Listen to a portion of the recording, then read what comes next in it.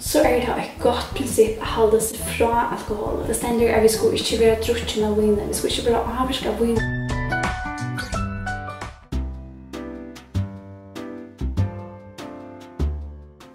Vin og sterkere drikker i Bibelen. I Bibelen leser vi negv om vin. Vi leser om vin som offring til Gud, vin som rensing i svar, som bedøvelse og vin som njøtende drikk. Men vin som inneholder alkohol hever alltid et potensial som kan være ekvelig skadelig. Og det verste det ikke mest til i sin sammenligning at ikke alle ting like og det som det var i gammalsmette og nødgjøsmette. Tog må vi huske om vin og det det samme som det var i gammalsmette og nødgjøsmette. Og i bibelskere tog alle det annerledes. Og i nøkron mette hun vekst at det vindruer og gjøre vin til fra gamle tog ble en partur av tørre mette. Vi så London enn i det at drekka folk vin etter viner måltid eller bruker det i mat. De drekker ikke best for å drekke, men de drekker det svømlige at viner måltid eller i mat. Alt jo alkoholframløsland hever ikke som endamål å framlære minimalt til en familie, eller bare til måltid eller husarhold. De har et produkt i en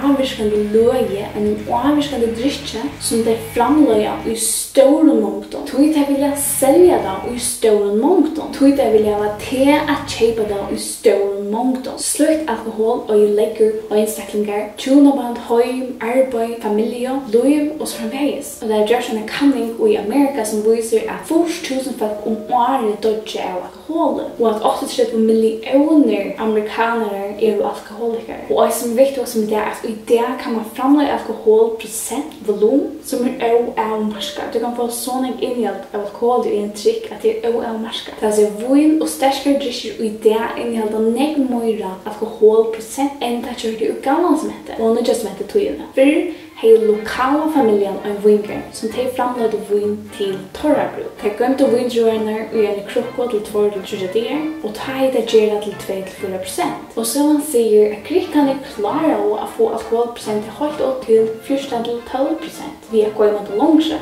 Men mentene ut Bibelene og i Ursel var vanlig at alkoholprosentet var lågt, 2-4%. Ikke mer enn det.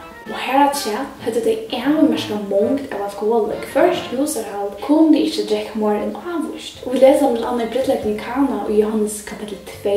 Og det ganske veldig om 500 folk. Og hvorfor det var ikke nok vin til alt. Det hadde ikke nok vin til en av viken. Til et brytlegg. Det er her ikke tale om nekva alkohol, det er ikke tale om at folk drekker seg full. Dette viner var avmerska i prosent inni av det alkoholet, og av gøpsel, det hadde ikke mer enn en visst. Og i det så ble det var sånn alkohol inni alt som vi vilja, og vi kunne få oss alkohol som vi vilja, for det er avmerska på alle måter. Og det som er verst også som er træt, hvis det var lise kemi, 1000 år etter, nå er det som heter å skrive, var distillasjon oppfunnet. Distillasjon gjør oss mulig at øke prosent inni av det ui og den drikke, og i vine eller øren, fra omlag 4% til 45%. Og så kunne man også få prosent til en nonger opp, og det er crazy hvordan prosent inni alt det i vine og øren drikken ui det.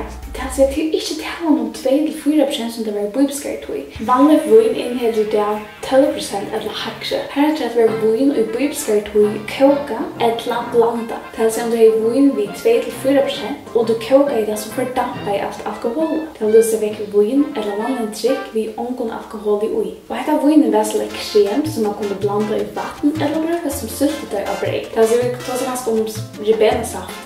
Og dette kremet var godt i kynsettjen. Eller om du i stegen blanda i vinen, så blanda du det 30 til øyn, eller 20 til øyn. Det vil si 1 kopp av vinen og 20 vatten. Det vil si at vi sørger at alkoholprosent i vinen mikka i måneder. Og en grisker lakne sier 4 år 4 Krist, et leslig omsetter enskom. Godene hava åpenbæra vin for mennesken som største sikning for deg, og vi bruker det rett. Men for de som bruker det 8 mål øvått. Så det gjør mer til de som teker det og styrker i sin og likam. Og i medisin er det mest gaglet. Det kan blandas ved væta og medisin og få det hjelp til de sjuka. Og i dagens samband for de som holder halda det og drekka det vid kyle, gjør det goda styrke, men for de som færa even marsk, gjør det skia. Blandar du det helt helt, først du vid løyse. Blanda elver til at du smedler Det vil si at innen sorgamentan det var oakseptabelt for en person at drekka sterkan drikk. Det vil si at øynaste maten gjøre fotler av viner som var så vågt og så nektint var at drekka mongter av det. Vin var også til blanda vid vatten. Akkurat som vid vil du ikke drusje og blanda i saft. Vi leser mitt annet om det i ordet på nødje og Isaias 35. Hun har dripet fæsukt og blanda vinsøy. Hun har også sett av bårsøy. Kom i smakje breimut, drekje av vinen og jeg har blanda. Tan vise, tan klodje i åretøknen blanda i vinsøy. Det var tydninga mykje til å blanda vin var vanda mykje. Og at jeg blanda vin av 4 årsøkene. 8. Første årsøkene var å spære på vinen. Vi vet at jeg hadde så lyd av det, og jeg ville spære på det. 17. årsøkene var for å styrke smaken. Cola. Vatten styrker nemlig smaken i tvey væskon. Kaffe og vine. Hese væsker vil avvirke molekylært i vattnet. Til at det får smak og borstløgjen av hese væskene minker. Vin som får opp om 20%, som vanlig vin i det, vil bokst. Syrekjent og den verilige smakken, den søte smakken av vinen kommer ikke fram. Og Hetta visste det. Og de kan røyne etter vid kaffe. Det er nok så interessant hvis man røyne for det. 3. årsøkjen, som den tydningarmeste, at vin vil blanda vid vatten for å røyse vattnet. Og vi vet at mennesken kan ikke leve uten vatten. Ingen kan, til 30% av kroppen vatten. Og hese menneskene levde i eggesleinhita, de arbeidet hardt ute i solene, og vattnet var ikke rått. Vi vet at mennesken fikk ikke kunnlegge om bakterier og rønseversk før enn i enden av nødjandøld. Men Gud vet alt, og Gud visste med seg særlig underfulle funksjoner som mennesker kunne få gagne av. Gud visste om bakterier, og han visste om firmonen og vandan vid vinen og her menneskene. Så gav han dem disse vedlegger, disse blå longo i Gamla testamentet. Vin hever egentlig drepa alle mulige bakterier, salmonella, klapsiella og Så i vin vil framløst, så kommer nekre syrer fram som malik og tartarik syra. Og hese syrer jo enda i vinen om 18 og at de koka og alt alkohol i frei ur. Så vin var en gåva som gjør det at menneskene kunne drekka rått vatten og sånn ble sjuk. Og i det øvelse. Vi lever i en høyme som kan gjøre for rått vatten. Vi har ikke tørv av langer å blanda vin og i vatten for å rense det. Vi har renseversk, vi har kjetler som vi kan koka ved. Ta var det all nøyut. De kunne ikke leve uten det. Men det det ikke nøyut. Vi tar inn avmarskere nøgt av alkohol, drikker vi avmarskere av alkoholprosjektet, reklamerer vi i serien, filmen, plakaten, boken, og stand her til røyna for å sitte kul og reklamerer vi holdlagt om kvinnen og mannen. Og du kan ikke etter utenlesende serien og filmen uten å vite nekka litt om alkohol, uten å vite også skælder, uten å vite hva Bibelen skriver om det. 30% av folkene som drekker alkohol for stortlager, som drekker for å ballast, for å tykka seg, de drekker 46% av alle alkoholen i høymen. Så det klart og tydelig at marknadsførere røyner å selge til just hese som ung og bøten. Og det som undrer meg mest av ødlen, da jeg leser i ødlese versene i Bibelen, ødlese versene som sier at drekka vin, som tar hver 2-4%, så undrer det meg at pastorer og løyere, ungdomsløyere og andre ikke ungdom faktisk at drekka i brøver. Og det undrer meg at jeg ikke ungdom sier ok, du kan godt ha en øl, du kan godt ha, og ta bare hukse om hvordan prosent i sånn drikken i det. Og da undrer meg at løyere ikke ungdom færa av festivalar og understøy her folk drekka alkohol.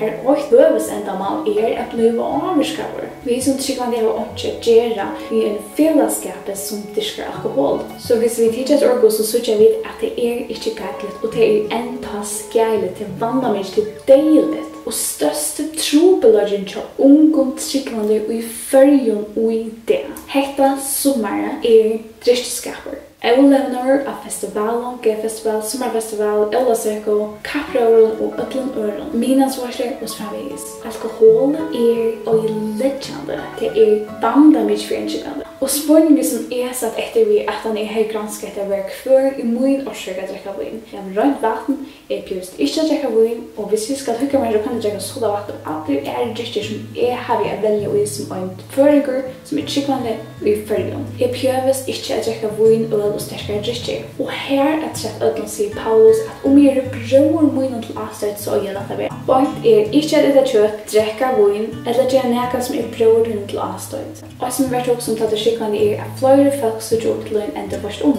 Og minner av Facebook at Trúgvandi som har vært til ball, eller helgen i øl, eller hva kan være har vært flere til avstøyt. Så husk deg om hver det hva de gjør, særlig at jeg mindre av teknikker til det vi lagt deg ut til ødela sutja. De sutja ikke alltid støvende som du stå i. Og hvis vi toksa om det som Bibelen sier, så sier Bibelen at hvis vi vil bonden av noe så det sint. Kanskje kan du ikke være ut i vinen uten å drekka en drikk ved alkohol, kanskje ikke ha noe måltid uten det, så er du bonden av det, og det sint. Om du bruker det som en mat av rymme på, som en mat av blend inne på, så det sint. Vil du avvirskere alkohol, så det sint. Det skøft.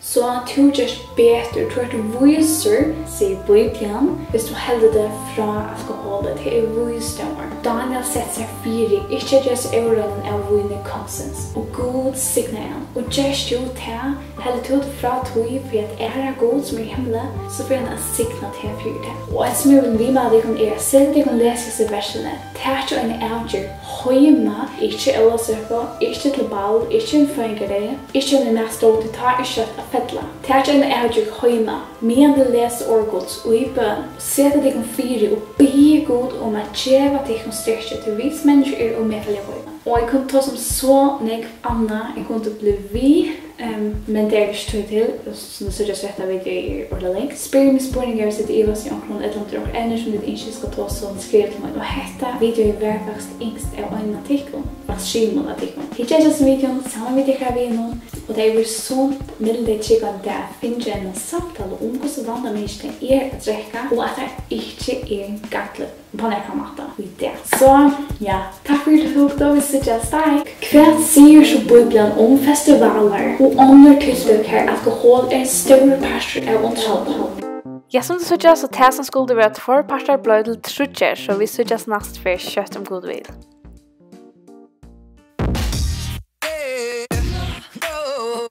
No.